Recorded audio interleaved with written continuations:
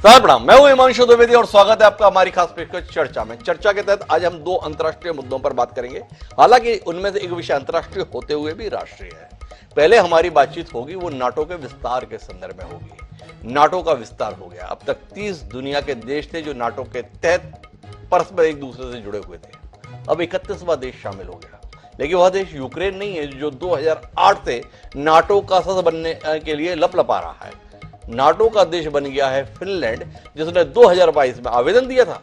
2023 में उसे सदस्यता भी मिल गई। यह अलग बात है कि जिस प्रधानमंत्री ने इस सदस्यता के लिए पूरी कोशिश की थी, उसे फिनलैंड की जनता ने 3 दिन पहले ही नकार दिया और वो प्रधानमंत्री से पूर्व प्रधानमंत्री पे तब्दील हो गए।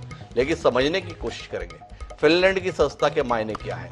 क्या यूक्रेन के संदर्भ में और जेलेंस्की के संदर्भ में यह साबित नहीं हो गया कि नाटो देशों ने कुल मिलाकर चारा बनाकर उसका इस्तेमाल कर लिया। जो यूक्रेन तरस रहा है वर्षों से नाटो की सदस्यता के लिए, यूरोपियन यूनियन की सदस्यता के लिए, वो यूक्रेन अभी भी इंतजार में है और कल का आया हुआ देश फिनलैंड आज मेंबर हो गया। इस पर बात करेंगे। दूसरा विषय हमारा देश और दुनिया से जुड़ा हुआ है।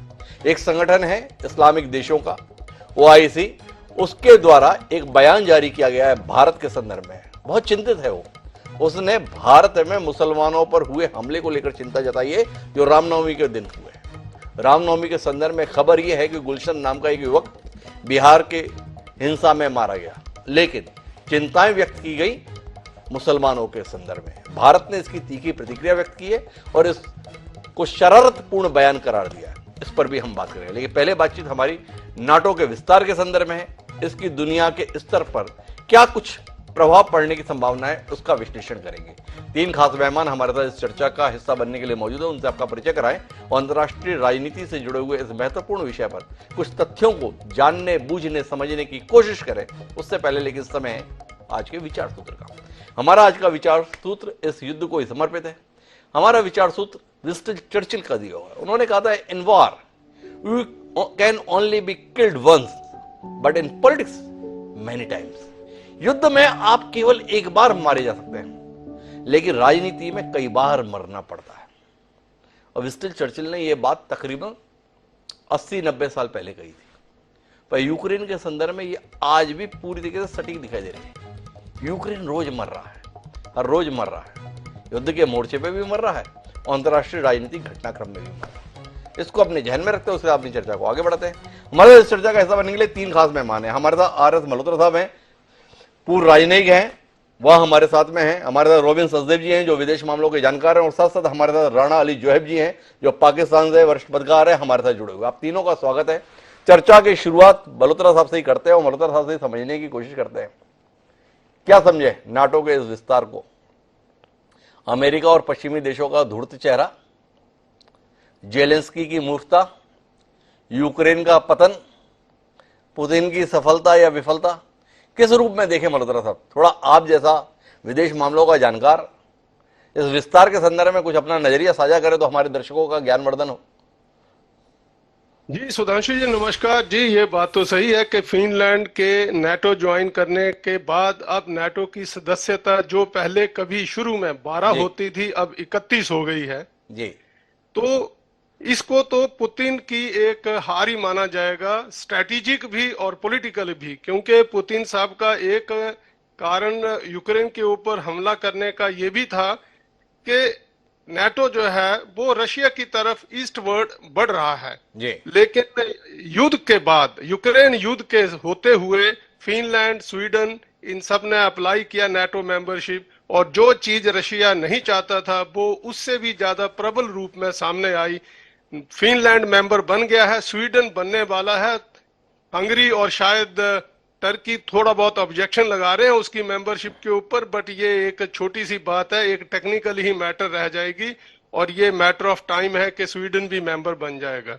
तो मुझे तो ये लगता है कि ये एक पुतिन और रशिया दोनों के लिए एक बहुत बड़ा स्ट्रेटेजिक और पॉलिटिकल झटका है। नाटो इससे इसको स्ट्रेंथ ही मिली है, नाटो मजबूत हुआ है, उसके मेंबर बड़े हैं, उनमें यूनिटी भी आई है और प्रेसिडेंट जो बाइडेन पर किस कीमत पे मल्होत्रा साहब? यूक्रेन चाह रहा था, तड़प रहा था, बिलख रहा था, बिलबिला रहा था, जिस भी शब्द का इस्तेमाल कर लें। हमें नाटो का सदस्य बना लो। नहीं बनाया अभी तक, फिनलैंड को बना लिया और बता ये रहे हैं चिंता मत करो जेलेंस्की, चिंता मत करें यूक्रेन वासी, हम सब आपके साथ हैं। कभी जो बाइडेन पहुंच जाते हैं, कभी अपने ऋषि सुनक भी पहुंचने के लिए दिखाई देते हैं, तो सब पहुंच तो जाते हैं पर सदस्य नहीं बनाते। इसके विषय में बताइए ना मल्होत्रा साहब, किससे डरते हैं? आपने कह दिया पुतिन की हार है, यूक्रेन मेंबर बन जाता तो आपकी बात को तुरंत स्वीकार कर लेता। यूक्रेन अभी तक नहीं बन रहा, किसके डर से नहीं बन रहा? किससे घबरा रहे हैं, किससे डर रहे हैं? उसकी वजह एक तो ये है कि जब कभी यूक्रेन ने अप्लाई किया था तो 2008 में ही नाटो ने कहा था कि वो उसको और जॉर्जिया को मेंबर बनाएंगे, यूक्रेन को मेंबर बनाएंगे और जॉर्जिया को, बट इन फ्यूचर जी। तो उसको नाटो का मेंबर बनाने के लिए और आपका यूरोपियन यूनियन का मेंबर बनाने के लिए कुछ क्राइटेरिया भी है। वो क्राइटेरिया इकोनॉमिक भी है, वो पॉलिटिकल भी है, ह्यूमन राइट से लेके हर तरह की चीज को लेते हुए वो बनता है। तो मुझे लगता है इन सब चीजों में अभी यूक्रेन पीछे है और इसलिए उसका एकदम उसके अप्लाई करने पे ही बन जाना मुझे नहीं लगता संभव है। तो मेनली तो मुझे लगता है यही रीजन है।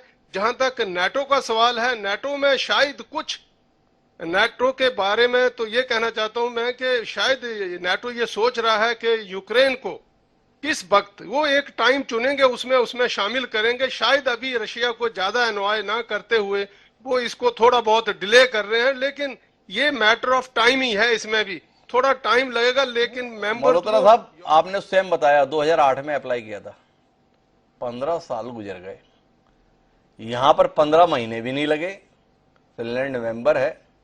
ऐसा यूक्रेन बदहाल भी नहीं और फिनलैंड ऐसा दुनिया का बड़ा सक्षम और समृद्ध देश भी नहीं। रॉबिन सचदेव जी के पास चलता हूं और उनसे ही समझने की कोशिश करता हूं, क्या है, क्या आज वाकई यूक्रेन के लोग अपने आप को ठगा हुआ महसूस नहीं कर रहे होंगे? सचदेव साहब, क्या यूक्रेन के लोग नहीं सोच रहे होंगे कि जेलेंस्की ने कहां मरवा दिया, पूरे देश को बर्बाद करा दिया, यूक्रेन दांव पर लग गया नाटो की सत्ता के लिए और पड़ोसी ले गया, चाह हमने था, मिल पड़ोसी को गई हमारे चक्कर में। फिनलैंड कभी नहीं बनना चाहता था नाटो का देश, यूक्रेन की हालत देखी, तुरंत एप्लीकेशन दी, कंसीडर भी हो गई। यूक्रेन के संदर्भ में केवल बयान आते हैं, लेटर नहीं आता। क्या कहते हैं Robin ji? Thank you doctor Himanshu, pleasure to be with you. देखिए बेसिक रीजन जो है, जो एम्बेसडर मल्होत्रा ने कुछ शुरू करा था, मैं उसमें आगे जाता हूं जी। प्रॉब्लम यह है कि नेटो और यूरोपियन यूनियन की एडमिशन के लिए इनके क्राइटेरिया हैं ह्यूमन राइट्स, ऑब्वियस वो छोड़िए, डेमोक्रेसी और करप्शन को लेकर के। जी। यूक्रेन में बहुत तगड़ी करप्शन थी, जी। यूक्रेन में भी माफिया सिस्टम था जैसे रशिया में है। जी। ओके, यूक्रेन में भी ओलिगार्क हैं जैसे रशिया में बन गए थे। जी। तो यूक्रेन की सदस्यता आगे इसलिए नहीं बढ़ी है क्योंकि यूक्रेन के अंदर करप्शन को कम होना था और यूक्रेन की डेमोक्रेसी को स्ट्रेंथन होना था, जो पिछले 12-1 साल में नहीं हुई है। जी। इसलिए यूक्रेन की मूवमेंट रुकी पड़ी है, यूरोपियन यूनियन और नाटो की। जी। जहां तक फिनलैंड की बात है, फिनलैंड ऑलरेडी एक वेस्टर्न ब्लॉक का नेशन है। फिनलैंड की GDP I think is again Finland, Norway, Sweden वगैरह, हॉलैंड, इन सब की एक जैसे बहुत ही वेल्दी देश है, जी। एडवांस टेक्नोलॉजीज है। ऑलरेडी फिनलैंड की जो, अगर आप मिलिट्री रूप से भी देखें, फिनलैंड के पास जो आर्मी, जो वेपन्स हैं इत्यादि, वो सारे वेस्टर्न है और मोस्ट एडवांस्ड है। वो ऑलरेडी इंटीग्रेटेड है वेस्टर्न आर्मीज के साथ। यूक्रेन के पास जो वेपन्स थे तो पुराने सोवियत टाइम के पड़े हुए हैं, राइट। इनके वेपन्स भी इंटीग्रेटेड नहीं हो सकते वेस्टर्न मिलिट्रीज के साथ अनलेस यूक्रेन मॉडर्नाइजेशन करे। तो फिनलैंड के पास सारी क्वालिफिकेशंस, अगर आप कहें, डेमोक्रेसी की, करप्शन लेवल्स की और मॉडर्न वेपनरी की, वो सारी एग्जिस्टिंग थी। तो फिनलैंड के केस में तो ये क्विकली मूव होना। मैं रॉबिन जी थोड़े 2 सवालों के साथ आपके पास रुक करता हूं। आपने फिनलैंड की तो इतनी बात बता दी है, पर मेंबरशिप तो मिली थी, लातविया को भी मिली थी, एस्टोनिया को भी मिली थी, लुथियाना को भी मिली थी। कम से कम इनकी हालत तो कोई अच्छी नहीं थी, पर इन्हें मिली। मेरा सवाल यह है कि क्या आप नहीं मानते हैं कि रूस का डर नाटो देशों को यूक्रेन को अपने साथ शामिल करने से रोकता रहा है? जितना अडामेंट, जितना जिद्दीपन, जितनी अकड़, जितनी आपत्ति पुतिन ने यूक्रेन के संदर्भ में दिखाई है, उस तरीके की आपत्ति अन्य देशों के संदर्भ में व्यक्त नहीं की। कहीं ना कहीं डर है कि अगर हमने यूक्रेन के संदर्भ में पहल की तो ये दो देशों के बीच में ना होते हुए युद्ध का विस्तार हो जाएगा। क्या इस डर ने रोका हुआ है? और ये डर ही यूक्रेन को रोक दिया। डेफिनेटली यस, यूरोप के देशों को रशिया का डर रोके हुए है। यूक्रेन की मेंबरशिप को लेके वो भी एक फैक्टर है, बट रशिया जिस हिसाब से यूक्रेन को देखता है, रशिया उस नजर से फिनलैंड को नहीं देखता। हालांकि नेटो की बात है वो अलग रखिए, रशिया यूक्रेन को तो अपना दिल मानता है, एक तरह से मानिए जैसे भारत है। भारत में उत्तर प्रदेश है, मतलब हमारे सारे स्टेट्स बराबर है मैं कहूंगा, बट अगर आप मान लीजिए भारत का कोई एक स्टेट है, रशिया की पूरी सिविलाइजेशन ये कहते हैं रशियन कल्चर ही शुरू कीव से हुई है जी। तो रशिया और पुतिन के माइंड में यूक्रेन एक बड़ी अलग पोजीशन है as compare to Finland, right. But yes, ये पॉइंट है कि फिनलैंड की मेंबरशिप स्मूथली गई, यूक्रेन की मेंबरशिप पे इसलिए भी था क्योंकि यूक्रेन के साथ ऑलरेडी कॉन्फ्लिक्ट बन गया था जी। रशिया का क्रीमिया का 2014 में हो गया था, तो रशिया और यूक्रेन का कॉन्फ्लिक्ट तो सिमर कर रहा था जी। तो ऐसे हालात में अगर यूक्रेन को वो ऐड कर लेते नेटो में, जबकि लग रहा था कि यूक्रेन का युद्ध होने वाला है और हुआ भी है, राइट। तो नेटो को यह डर था कि हमने यूक्रेन को अगर अभी ऐड कर लिया तो आने वाले वर्षों में लगता तो है जल्दी यूक्रेन रशिया का कुछ कॉन्फ्लिक्ट वॉर होगी। अगर वॉर हुई, नेटो मेंबर है तो हमें भी लड़ना पड़ेगा। तो इसीलिए रुके हुए थे नेटो वाले, because they didn't want to take on Ukraine, कि उन्हें पता था कि ये वॉर होनी है, अगर वॉर हुई तो हम भी इन्वॉल्व हो जाएंगे। तो रशिया के डर से रुके हुए थे, नो डाउट, नेटो में इंक्लूड। बट फंडामेंटल ये था, अगर यूक्रेन में करप्शन कम होती, डेमोक्रेसी ज्यादा होती, जो भी पैरामीटर्स थे, तो यूक्रेन आज की तारीख में यूरोपियन यूनियन का मेंबर बन गया होता और नेटो का मेंबर बनने के चांस बढ़ गए थे। ईयू का तो बन जाता। नेटो की कैलकुलेशंस कुछ और हो सकती थी, क्योंकि उन्हें यह डर था कि मिलिट्री अलायंस होगी तो यूक्रेन पे अगर बम गिरा तो फिर हमें भी लड़ना पड़ेगा। उसके चलते वो नेटो के मेंबरशिप को जरा आगे पीछे कर रहे थे जी। यूक्रेन की जो मेजर फेलिंग रही और जो मेजर कॉज रहा, अगेन मैं कह रहा हूं, Ukraine as corrupt as Russia, as इतने माफिया, इतने ओलिगार्क। जेलेंस्की ने अपने ऑपोजिशन लीडर्स को जेल में डाल दिया था साहब। मीडिया जो कंपनीज थी जो इसको अपोज करती है, उनको जेल में डाला है इन्होंने। 2014 में जो प्रो रशिया प्रेसिडेंट था, जो कहता था मैं रशिया से रिश्ते अच्छे करने, उसके अगेंस्ट कू हुआ था वर्चुअली, जो कि अमेरिकन इंटेलिजेंस ने करवाया था, उसकी सरकार को गिरवाया था, राइट। तो यूक्रेन में बड़ी उथल पुथल रही, करप्शन रही, डेमोक्रेसी नहीं रही। तो वो जो पैरामीटर से वो मीट नहीं हो पाए, वन। एंड सेकेंडली, ये खतरा क्लाउड्स में इन्हें दिख रहा था, बादल दिख रहे थे खतरे के, कि अगर यूक्रेन को मानो ये 15 या 16 में इंक्लूड कर लेते नेटो में, अगर यूक्रेन के वो डेमोक्रेसी और करप्शन के लेवल ठीक होते, तो 16 में अगर सोचते इंक्लूड करें, तो इन्हें दिख रहा था भैया आने वाले 2-3 साल में तो यूक्रेन का युद्ध होने वाला है रशिया से, तो हमें भी लड़ना पड़ेगा। और क्रीमिया तो ऑलरेडी 14 में रशिया ने ऑक्यूपाई कर लिया था। तो ऐसे में क्या होता है, एक नेटो देश है जिसकी एक जमीन, कुछ टेरिटरी रशिया ने कैप्चर करी हुई है, अब क्या होगा? अब ये नेटो देश यूक्रेन जाके क्रीमिया पर अटैक करता कि हमें क्रीमिया छुड़ाना, तो क्या पूरा नेटो उसके साथ लड़ेगा? नहीं लड़ता। तो यस, यू आर राइट कि रशिया के डर से नेटो मेंबर्स ने यूक्रेन को ऐड नहीं करा, बट उसके फंडामेंटल रीजंस भी कुछ और थे। तो रॉबिन जी दोनों चीजों को जिम्मेदार मान रहे हैं, लेकिन कुल मिलाकर जिसको भी जिम्मेदार माने, दुनिया अब यूक्रेन और जेलेंस्की को किस रूप में देख रही है, ये सवाल जहन में आता है। इसका उत्तर खोजने के लिए मेरे साथ पाकिस्तान से राणा अली जोहेब जी हैं। किस नजरिए से देख रहे हैं जोहेब साहब? अब कमाल का काम किया जेलेंस्की ने, या अपनी इच्छा के चलते पूरे देश का नाश करा दिया जेलेंस्की ने? इतिहास के पन्नों में युग पुरुष के तौर पर जेलेंस्की देखे जाएंगे, विश्व इतिहास की झलक जब आने वाली पीढ़ियां पढ़ेंगी, या अपने दौर के महामूर्ख के तौर पर जेलेंस्की देखे जाएंगे, जिन्होंने आसमानी कल्पनाओं के लिए जमीनी हकीकत को नजरअंदाज कर दिया और अपने देश को बर्बादी में झोंक दिया? क्या कहते हैं राणा साहब? डॉक्टर साहब बहुत शुक्रिया कि आपने हमें भी इस मौजू पर बोलने का मौका दिया जी। देखिए, जैसे हमारे माशाल्लाह से 2 पैनलिस्ट हैं, उन्होंने बड़ी अच्छी बातें की हैं जी। और अगर मैं ये कहूं कि यही बातें मेरे माइंड में थी तो ये गलत नहीं होगा, क्योंकि हकायक यही हैं जी। हकायक जितने भी हैं ना पूरी दुनिया के, वो सारे यही हैं। आपके क्वेश्चन भी मैं बड़े गौर से सुन रहा था कि रशिया का डर उसमें आ गया, यूक्रेन के कुछ करप्शन के मामला भी आ गए, तो कहीं ना कहीं पे हमें ये लगता है, या आप मेरी अगर राय पूछते हैं तो इसमें यूक्रेन में मान लिया कि करप्शन है, यूक्रेन में ये भी मान लिया कि वो जो फंडामेंटल्स है वो पूरे नहीं कर सकते हैं, लेकिन कहीं ना कहीं पे जब तक रशिया नहीं चाहेगा या रशिया इस सिचुएशन में नहीं आता कि नेटो उसके खिलाफ अगर, या नेटो मेंबर्स जो हैं उसके खिलाफ कोई एक्शन लेते हैं तो वो चुप करके बैठा रहे, तब तक यूक्रेन जो है वो नेटो तो क्या यूरोपीय यूनियन में भी शामिल नहीं हो सकता। क्यों? हमारे यहाँ ना एक एग्जांपल दी जाती है लैंड्स को, जमीनों को लेके हक शुफा एक हमारे यहाँ टर्म यूज की जाती है पाकिस्तान में, जिसका मतलब ये होता है कि फॉर एग्जांपल मेरी जमीन है, मेरे साथ ही किसी दूसरे की जमीन है, अगर वो उसको सेल आउट करना चाह रहा है या उसकी ऑनरशिप किसी दूसरे को ट्रांसफर करना चाह रहा है या किसी और के हवाले करना चाह रहा है, तो मेरे पास ये लीगली तौर पे, कानूनी तौर पे ये राइट है कि सबसे पहला उसका हकदार मैं हूंगा। जब तक मैं नहीं चाहूंगा वो उस जमीन के टुकड़े को किसी और के हवाले या ऑनरशिप उसकी आगे नहीं कर सकता।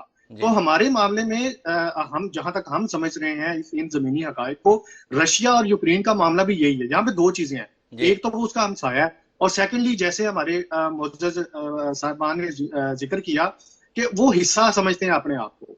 रशिया ये समझता है कि यूक्रेन हमारा ही हिस्सा है, इस पर हमारा हक है, हमारा राइट है। तो ये जो चीज इन्फ्लुएंस कर रही है पूरी दुनिया को, जो नेटो के खासतौर पे मेंबर्स हैं, मुझे नहीं लगता कि आने वाले वक्त में भी, फ्यूचर में भी, किसी भी टाइम पे, चाहे अब प्रेसिडेंट अमेरिका का प्रेसिडेंट बजाते खुद यूक्रेन में जाके बैठ के ये ऐलान करे कि जी इसको ऐड करें, ये जब तक रशिया की तरफ से कोई पॉजिटिव साइन नहीं जाएगा तब तक ये हो ही नहीं सकता। तो इसलिए ये जो राणा साहब, मेरा सवाल इसी बात को लेकर तो है, ये युद्ध क्यों चल रहा है? इस युद्ध के संदर्भ में बुनियादी तौर पर जो बात कही गई पुतिन के द्वारा, वो नाटो के संदर्भ में जेलेंस्की के द्वारा की जा रही कोशिशों के लेकर ही की गई। जेलेंस्की ये मानने के लिए तैयार नहीं हुए कि मैं नाटो की सदस्यता नहीं लूंगा।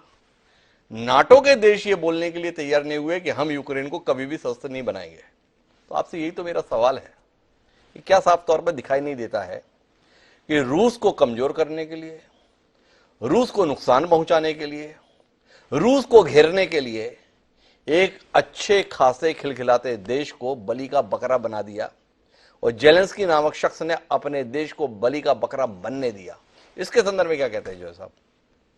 डॉक्टर साहब, ये आपका बड़ा अच्छा सवाल है, और मुझे अभी भी याद है कि इसी रशिया और यूक्रेन के वार पे जब आज से पहले हमने एक प्रोग्राम किया था जिसमें हमने यही चीजें डिस्कस की थी, तो उस वक्त मेरी स्टेटमेंट ये थी कि यूक्रेन को बेसिकली ये नेटो और ये बाकी जितने भी यूरोप के ममालिक है ना, जो मेंबर्स हैं, ये इस्तेमाल कर रहे हैं, ये अपने जाती मुफादात के लिए इस्तेमाल कर रहे हैं।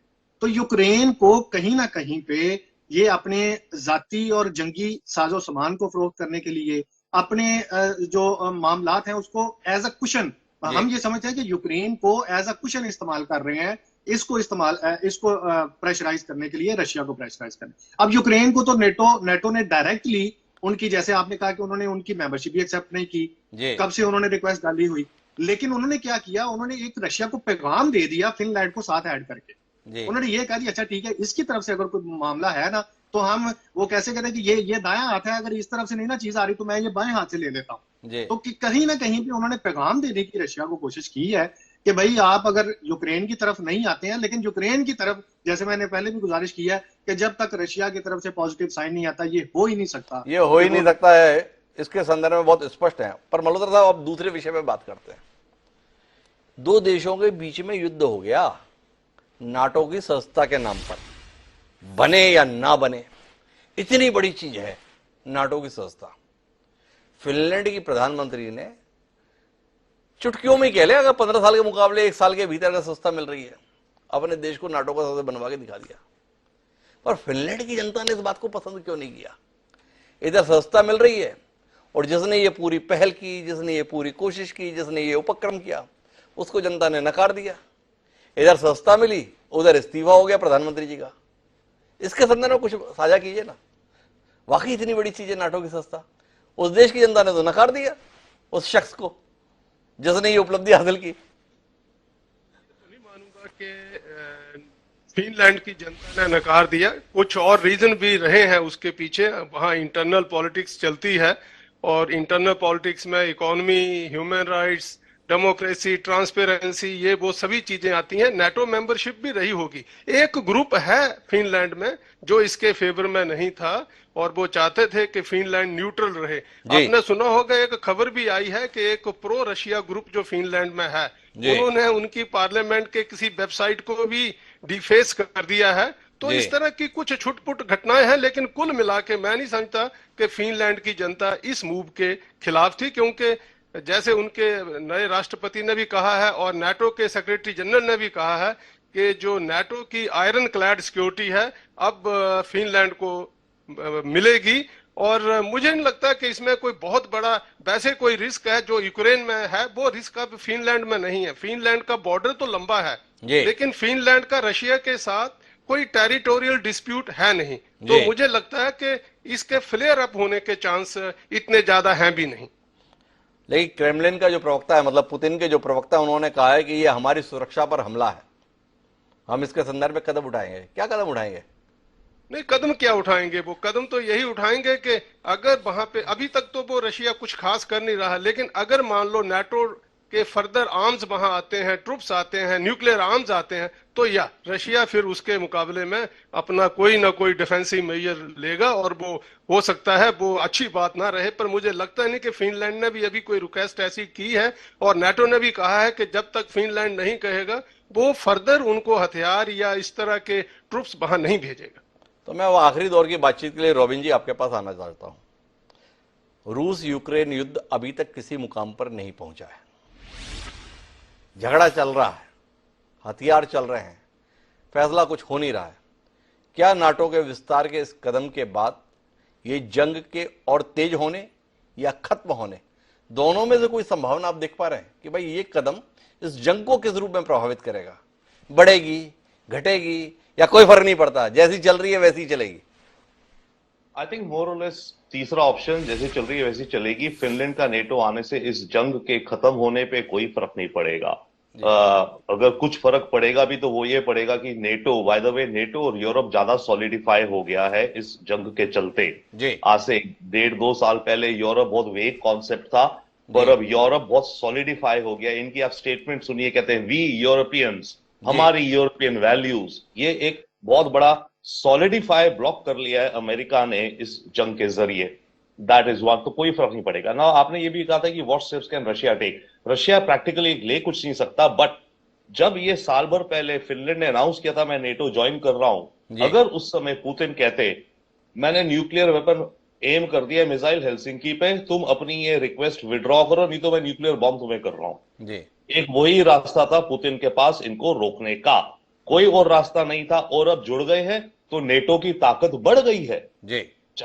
चाहे जंग डायरेक्टली अभी होना हो फिनलैंड, मतलब नेटो के साथ, बट नेटो की, फिनलैंड की 3 लाख आर्मी ऐसा है, बहुत ही well trained professional army, modern weapons, aircrafts, artillery, tanks, total western standard के हैं इनके। तो नेटो की स्ट्रेंथ बढ़ गई है इस फिनलैंड की आर्मी से। अब रशिया, बेसिकली रशिया के पास ऑप्शंस नहीं बच रहे हैं। रशिया अभी आप कह रहे हैं, एम्बेसडर मल्होत्रा भी कह रहे हैं, क्या कर लेगा रशिया? ज्यादा से ज्यादा न्यूक्लियर एक्सरसाइजेस कर लेगा। रशिया पे सोल्जर्स नहीं है बॉर्डर पे लगाने के। रशिया की बेबसी को आपने व्यक्त कर दिया। मैं आखिरी सवाल करना चाहता हूं, यूक्रेन के लोग फिनलैंड की संस्था के ऐलान के बाद क्या सोच रहे होंगे? मेरा बार बार सवाल यहीं पे घूम कर आता है, क्योंकि मुझे तो जेलेंस्की एक मूर्ख के तौर पर दिखाई देते हैं, जिन्होंने नाटो की संस्था के नाम पर अपने देश को युद्ध में झोंक दिया, और ये पश्चिम के देश बहलाते रहे, बहकाते रहे, पर वो नहीं दिया जो असल में चाहिए था। तो आज जब फिनलैंड को संस्था मिल गई है, रॉबिन सचदेव साहब, कुछ तो सोच रहे होंगे यूक्रेन में जो लोग हैं, जो भुगत रहे हैं इस युद्ध को, जो उस तकलीफ को झेल रहे हैं, क्या महसूस कर रहे होंगे? इसमें कोई आकलन आपका है? या I mean you are right, कुछ तो ईर्ष्या होगी, यू नो, लाइक एनवी होगी कि वो आ गया, बट मेरे विचार से यूक्रेन के लोग असलियत समझते हैं। पॉइंट इज कि यूक्रेन के लोगों को और यूक्रेन को पता है फिनलैंड एक डेवलप्ड कंट्री है, बहुत डेवलप्ड है, इकोनॉमिकली एडवांस्ड है, टेक्नोलॉजिकली एडवांस्ड है। तो वो इस चीज को, you know, they taking it, जैसे अंग्रेजी में कहते हैं, with a pinch of salt. ठीक है भाई, ओके, उनका होना तो हो गया, अब हमारा क्या हो रहा है? तो थोड़ी एनवी, थोड़ा ये है, पर कोई ज्यादा वो नहीं है। और यूक्रेन तो लड़े जा रहा है, चाहे जेलेंस्की बेवकूफी कर रहे हैं, पर वो जनून है उनको अपने देश की इंडिपेंडेंस का। अब आप उसे बेवकूफी कहिए, क्या कहिए, बहुत देश होते हैं जहां पे फ्रीडम के लिए लोग लाखों लोग मरते हैं। तो जेलेंस्की अपने देश को उस रास्ते ले जा रहे हैं। इसमें अमेरिका का बहुत फायदा हो रहा है। अमेरिका रशिया को एक बोना बना दे रहा है, पिग्मी बना दे रहा है, मिलिट्री रूप से, इकोनॉमिक रूप से, टेक्नोलॉजी रूप से, कल्चर रूप से, हर रूप से रशिया को दुनिया से काट दे रहा है अमेरिका। हम जो शिकार की कहानियां पढ़ते हैं उसमें ये पढ़ते थे कि राजा महाराजे जब शिकार के लिए जाते थे तो बाघ को पकड़ने के लिए बकरी को साथ में लेकर जाते थे, बकरी को बांध देते थे, उस बकरी को चारा के रूप में डालकर शेर का शिकार कर लिया करते थे। अब वो दौर तो हमने देखा नहीं, और विश्व राजनीति में हम उस दौर को बहुत बखूबी देख पा रहे हैं। बकरी के तौर पे यूक्रेन है, शिकार करने के लिए तैयार जो बाइडेन अर्थात अमेरिका और यूरोप के तमाम देश हैं, और शेर के तौर पे पुतिन है। अब पुतिन शेर से बिल्ली बने जा रहे हैं या कुछ और, ये वक्त ही बताएगा। पर इतना तय है कि फिनलैंड की सदस्यता मिलने से नाटो मजबूत हुआ, रूस कमजोर हुआ, पर यूक्रेन का क्या होगा इसके संदर्भ में मौन व्यक्त है। देखिए इसका उत्तर हमें कब मिलेगा। आप तीनों मेहमानों का बहुत बहुत धन्यवाद हमारा इस चर्चा का हिस्सा बनने के लिए। समय एक छोटे से ब्रेक का, ब्रेक के बाद जब लौटेंगे तो इस्लामिक देशों के संगठन के बयान पर बात करेंगे जिस पर भारत की बड़ी तीव्र प्रतिक्रिया रही है। क्या मसला है, क्या इस बयान के मायने हैं, समझने की कोशिश करेंगे। कहीं जाइएगा नहीं, हम गए और आए।